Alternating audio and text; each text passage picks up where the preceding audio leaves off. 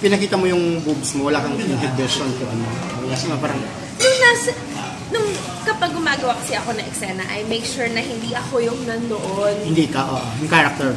Tuwing papasok na, tuwing magte-take kami, lagi may hinga yun bago mag-take, may hinga muna ako na. In-internalize mo na. Oo, hindi talaga ako yung nasa eksena, hindi lang naman yun hindi lang yung eksena na talagang nawawala si LJ. Talagang simula, si Derek kasi meron siyang grabe, salbahe to Nung bago kami mag-shoot, nag-rehearse kami nag-rehearse, ang tagal namin nag-rehearse. Tapos nung mag-take na kami, right before kami mag-take, nung mag-shoot na kami, first day, nung naka-ready na ako, ganyan. Tapos siya may aabot sa akin na letter.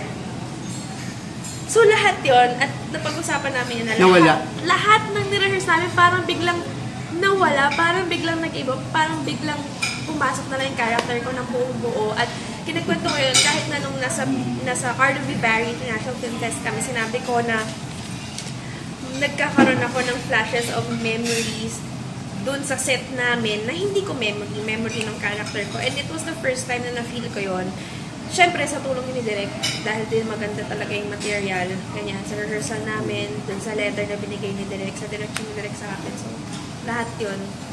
Usually, kung talaga ka tatanggapin mo yung I mean, kung wala kang anak, kung wala kang experience, ever. Tama ko wala experience ever. O sige, kunwari na lang. Hindi kasi siya pinahirap mag-portray ng gano'n, di ba? Kalano ko na. Alam mo, lagi kong sinasabi, naniniwala ako na you have the experience para mas ma-explore mo yung mga senses mo as an actor. It doesn't mean na kailangan lahat i-try mo, pero kunwari, nakaramdam ka ng pain, nakakaramdam ka ng happiness. Minsan kasi hindi mo alam kung ano yung feeling ng hurt and happy at the same time. Pag mas bata ka, mas concrete yung feelings natin Kapag habang tumatanda ka, mas mixed yung emotions natin.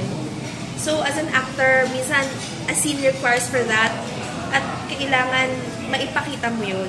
So, yun, kailangan para kang nagluluto,